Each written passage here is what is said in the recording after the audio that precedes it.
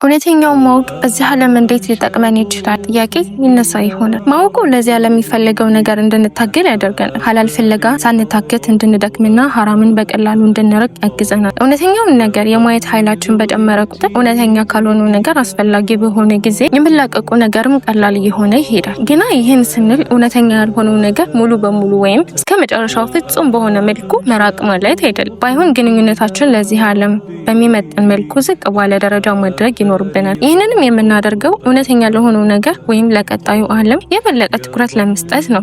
ይህን ማድረግም አይከብደንም። ከምንወዳቸው መጥፎ ከሆኑ ነገሮች እንድንርቅ ብንጠይቅ አይከብደንም። የሚከብዱንን ግዴታዎች አጥብቀን እንድንይዝ ብንመክር አያቅተንም። ምክንያቱም በአሻንጉሊት መኪናና በእውነተኛው መኪና መካከል እንዲያማርጥ ቢደረግ እውነተኛውና ትክክለኛውን እንደሚመርጥ ክፉ ደጉን መለየት የሚችል ትንሽ ልጅ ሆነናልና። ለምሳሌ የአላህ መልእክተኛ ሰለላሁ ዐለይሂ ወሰለም ባልደረቦች ትልቅ ሀብት ነበራቸው። ገና አስፈላጊ በሆነ ጊዜ ለአላህ ብለው እንዲሰጡ ሲጠየቁ ግማሽ አሊያም ያላቸውን ሀብት በጠቅላላ በአላህ መንገድ ላይ ለመስጠት ጥቂት እንኳን አላመነቱም ነበር። የዚህ አይነቱ ትክክለኛ እይታ ሙሉ በሙሉ ይለውጠናል። መጠየቅ ስንፈልግ ለመጠየቅ ተገቢውን አካል ማን እንድናይ ያደርገናል። ነገሮችን በትክክል የማየት ችግራችን ካልተቀረፈ ተከትለው የሚመጡ ችግሮች የትየለሌ ናቸው። አንድ ነገር በጣም ያስፈልገን እንደሆነ አገልጋዩን የምንጠይቀው ንጉሱን ያላየን ወይም ያላወቅን እንደሆነ ብቻ ነው።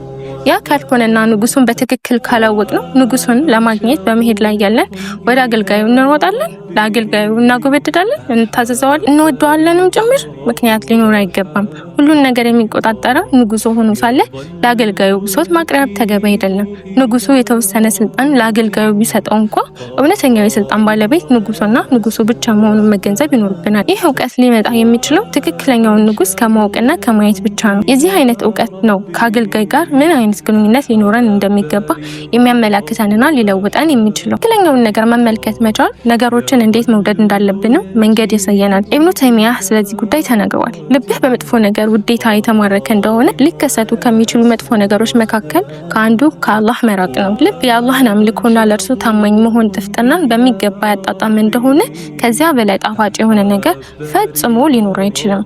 ከዚህ በላይ የሚያረካና ውድ ነገር ሊኖር አይችልም። የተሻለ የሚወደድ ነገር ካላገኘ በስተቀር ወይም የበለጠ የሚፈራ ነገር እስካላጋጠመው ድረስ የሚወደውን ነገር ጥሎ ሊሄድ የሚችል አንድም ሰው የለም።